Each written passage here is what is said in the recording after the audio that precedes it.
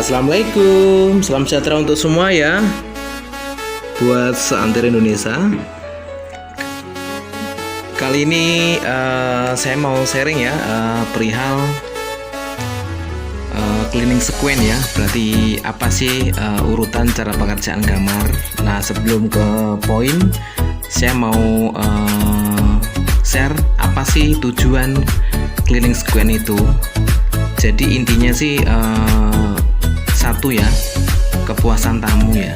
Jadi nanti kalau tamunya puas, nanti tamunya bisa kembali lagi ke hotel, hingga akhirnya adalah menambah revenue seperti itu. Pak, kok bisa?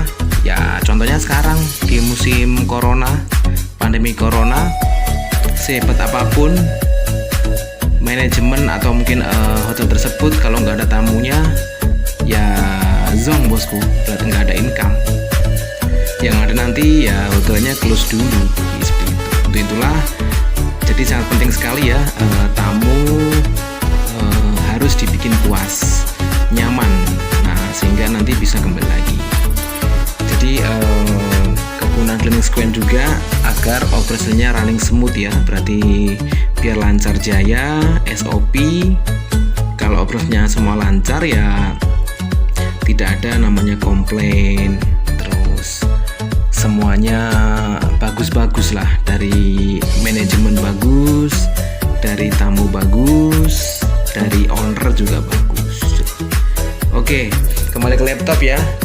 Jadi untuk urutan cara pengerjaan kamar cleaning sequence ini versi Mas Koco ya, ada 9. Yang pertama adalah entering, yang kedua stripping, yang ketiga making bed, yang keempat cleaning bathroom, yang kelima adalah dusting, yang keenam adalah completion, yang ketujuh adalah sweeping, yang kedelapan adalah last checking, yang kesembilan adalah administration.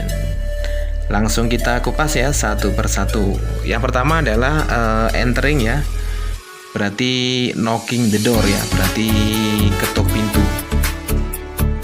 Jadi standarnya adalah sewaktu roombo itu masuk ke kamar, depan pintu itu harus lihat tanda-tanda dulu ya. Kayak kita di lampu merah nih, jadi harus dipastikan nih lampunya hijau, merah atau kuning ya. Nah kalau di housekeeping nanti kalau yang di hotel ada hotel yang pakai tanda don't disturb, please make up room. Tapi sebagian hotel ada yang sudah memakai ini ya, elektrik ya. Jadi sudah pakai lampu. Jadi tinggal pencet saja. Kalau pencet don't disturb atau make up room seperti itu. Jadi harus diperhatikan, jangan salah eksekusi nanti. Tamunya di ND, kita ketok nanti. Nah, nanti kalau kita paksakan, nanti kita diketok tamunya nanti seperti itu. Terus berikutnya, di saat mengetuk pintu itu dipastikan ya, SOP-nya adalah dari lubang intip atau spy hole itu adalah kisaran 25 cm atau sampai 35 cm agar tidak terlalu jauh, tidak terlalu dekat. Nanti kalau terlalu dekat atau terlalu jauh nanti tamunya bisa mengurangi kenyamanan tamu seperti itu. Terus ketuknya adalah 3 kali ya.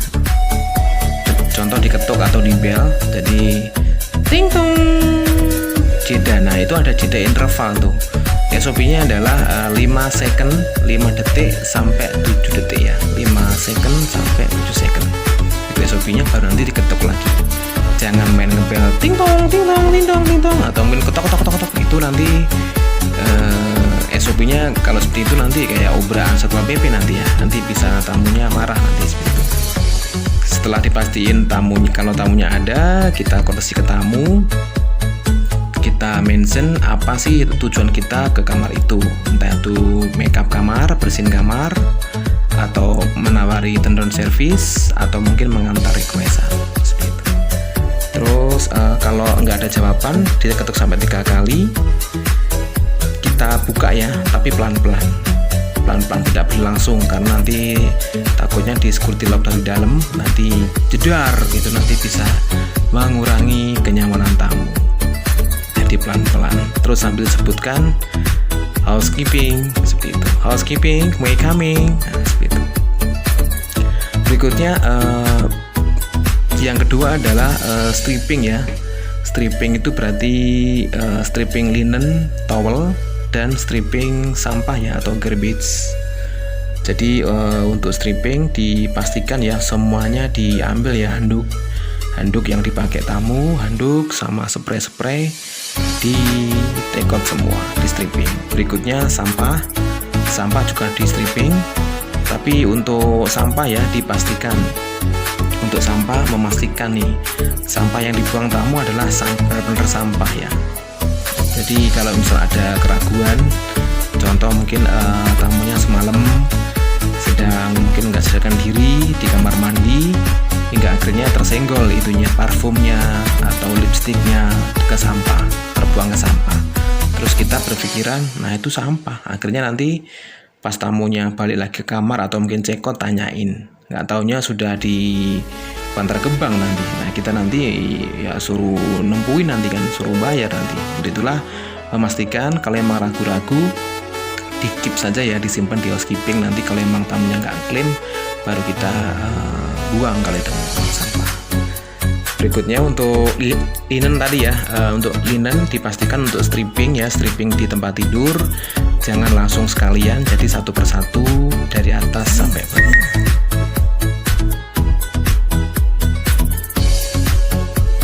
Jadi sampai atas ke bawah ya. Jadi intinya sih kalau semuanya nanti dimain borong aja, nanti takutnya di dalam spray itu tertinggal cincin tamu, headset tamu, mungkin ya headset warna putih, atau mungkin bisa jadi charger, atau mungkin HP, atau mungkin jam tangan. Nanti langsung stripping ditaruh di troli, nanti bahaya. Nanti bisa ke bawah di laundry, nanti kecuci, atau mungkin ke bawah di tempat sampah, bahaya nanti. Untuk itulah pastikan satu persatu, memastikan apakah ada yang tertinggal. Berikutnya poin ketiga adalah making bed ya.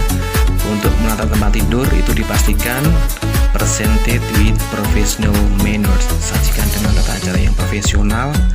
Jadi harus beda ya antara yang di rumah-rumah sama di hotel, karena hotel adalah profesional. Pastikan untuk bahan-bahannya pastikan yang prima, nggak ada yang spot, nggak ada yang bolong, semuanya nice. Terus pemasangan harus rapi, ketat, nah seperti itu. Berikutnya untuk cleaning sequence berikutnya adalah yang keempat adalah cleaning bathroom ya, berarti membersihkan bathroom. Membersihkan bathroom itu searah jarum jam ya, jadi yang atas dulu, dari sisi atas, dari mungkin cermin arah ke wastafel, terus ke kloset, ke shower, baru nanti yang terakhir adalah di lantai ya. Jadi segala cleaning itu dari atas ke bawah, jangan sampai nanti terbalik, karena nanti kalau terbalik akan mengurangi speed kita, mengenai kualitas, bisa mengurangi waktu juga yang harusnya ditempuh dengan cepat, akhirnya 2 kali berlama-lama karena SOP kita kurang bagus. Berikutnya habis cleaning bathroom, step berikutnya adalah dusting ya, berarti mengelap-ngelap nih. Dusting dipastikan dustingnya harus properly ya, berarti clockwise arah jarum jam. SOP-nya adalah pakai dust cloth ya, yang microfiber, itu yang daya serap tinggi. Dipastikan untuk dusting itu bukan sekedar ngelap-ngelap, tapi dipastikan dustingnya harus simetris, sekalian ditata harus siku, nah biar enggak mencela-mencele. Berikutnya untuk dusting itu idealnya harus pakai 2 ya, jadi dusting yang kering, dusting yang basah. Kalau yang basah itu yang mengandung chemical furniture polish, jadi nanti furniture polish itu buat dusting yang bahan yang furniture, termasuk nanti line telepon seperti itu. Tapi intinya harus harus dibedakan nih. Kalau dusting yang udah kena chemical tidak boleh dusting untuk cermin kaca, atau mungkin buat dusting TV ya, nanti jadinya nanti buram TV-nya nanti atau kacanya atau screen. Yang ada untuk itulah dipisahkan, untuk dusting yang kaca atau cermin atau mungkin TV harus dust cloth aja, yang kering, nggak pakai chemical biar hasilnya bagus. Nah di saat dusting itu dalam otak kita sebagai room attendant itu sekalian nih mengingat-ingat nih apa yang harus saya belanja nih. Contoh di area bedroom itu apa yang kurang, contoh amplop 1, terus pensil 1, terus area coffee maker itu gulanya berapa yang harus belanja agar nanti sistematis dan akurasi tingkat tinggi. Nah seperti itu. Berikutnya juga di kamar mandi dibahas apa yang harus saya belanja nih. Saya belanja dalam otak kita berarti saya harus belanja handuk 1 aja, hand towel 1, face towel 1, atau mungkin sabunnya 1, sabun cair, sampo, conditioner, seperti itu. Jadi biar sistematis. Nah step berikutnya adalah completion ya, berarti kelengkapan. Jadi yang habis kita dusting tadi sekalian kita ingat-ingat, baru kita belanja di troli kamar. Jadi intinya sih sebagai room attendant diusahakan nih jangan sampai bolak-balik ke kamar cuma mengambil 1 item, itu nanti akan memangkas waktu kita. Jadi kalau bisa dikurangi untuk item waktunya.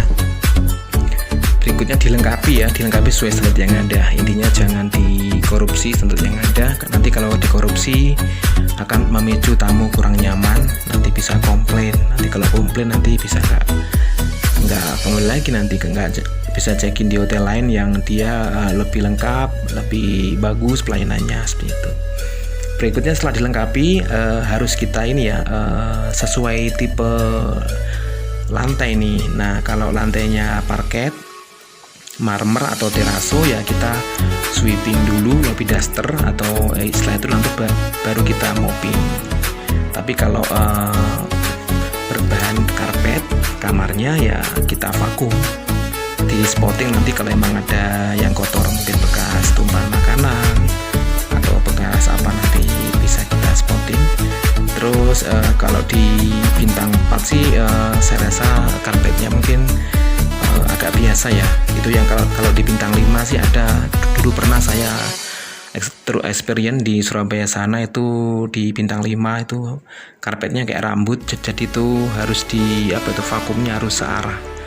Kalau nggak searah nanti justru tambah acak-acakan, bersih tapi acak-acakan juga kurang bagus ya. Itu sampai kayak disisir gitu, sisir pakai vakum sampai seperti itu. Berikutnya setelah di sweeping atau mungkin mopping atau vacuuming, yang ke-8 adalah last checking ya, berarti pengecekan terakhir. Jadi istilahnya tuh kita screening ya. Kita kasih waktu ya, kita kasih alokasikan waktu 30 detik ya, bukan 30 menit, untuk memastikan apakah pekerjaan kamar kita ada yang terlewat. Jadi secara jarum jam dari kamar mandi, cek di living room atau bedroom, nah itu tadi memastikan. Takutnya nanti kalau nggak checking, pas kita terlalu serius, ada yang terjatuh mungkin sampah yang ada di kantong kita, atau mungkin apa yang kita jatuh nanti akan memicu nanti untuk supervisor komen, atau mungkin yang tamu stay over, tamunya bisa komen nanti kalau ada yang tertinggal. Berikutnya yang terakhir adalah administration, jadi administrasi. Jadi setelah pengerjaan kamar dipastikan satu kamar itu, contoh kamar 301, apa yang diisi amenitiesnya, mungkin gula, sabun, air minum, itu semua diisi semua. Terus jangan lupa time in time out, berarti waktu kita masuk, waktu kita keluar. Nah terus merecord mungkin special request atau mungkin defect di kamar, agar nanti bisa di follow up sama supervisor atau mungkin sama shift berikutnya. Nah administration ini diusahakan harus akurasi ya, akurasi tingkat tinggi. Satu kamar langsung diisi room boy-nya, jangan sampai nanti dirafel. Kalau dirafel nanti akan, kalau ada apa-apa nanti ada sesuatu yang diinginkan, nanti kita akan loss. Thank you.